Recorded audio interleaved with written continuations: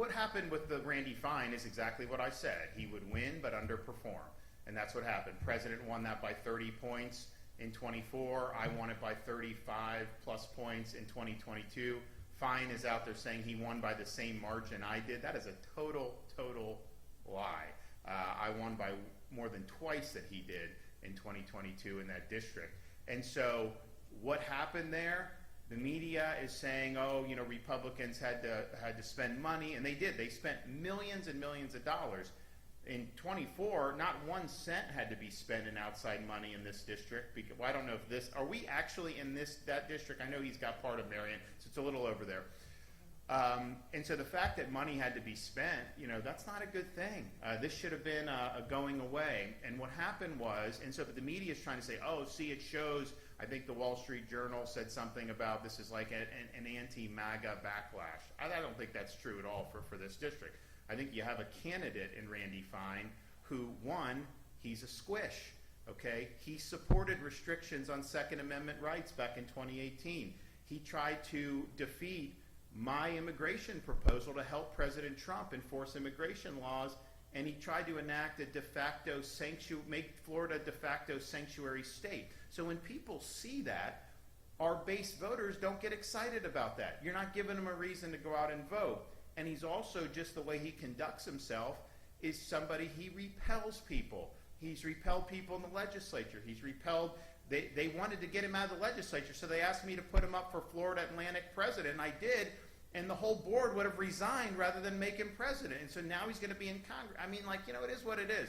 So it was unique problems with this candidate that was causing this to be a close race. And I think it was trending to be a lot closer. Then what happened was, they put in a lot of money on the Republican side, $4 or $5 million in a Trump plus 30 seat. You shouldn't have had to do, but they did. And then the president did a couple teletown halls where he said, listen, for my agenda, we need you to go out and vote. So I think the election day turnout was really good for a special election for Republicans in the district. And I attribute that to President Trump's intervention. I think these are voters who didn't like Randy Fine, but who basically were like, you know what, we're going to take one for the team. President needs another vote up there, and so we're going to do it. So I would not read into the underperformance that this is somehow a referendum on MAGA or Trump.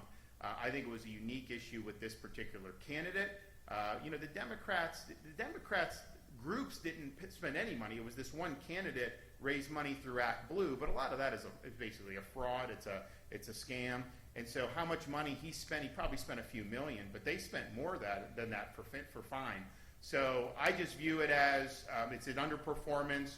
I think it's unique to the candidate, and the president really had to bail him out at the end, because this race would have been much closer had the president sat on the sidelines. And so if anything, it shows, you know, the president's got the juice to be able to get Republicans to go out on election day and even vote for a candidate that they're not crazy about.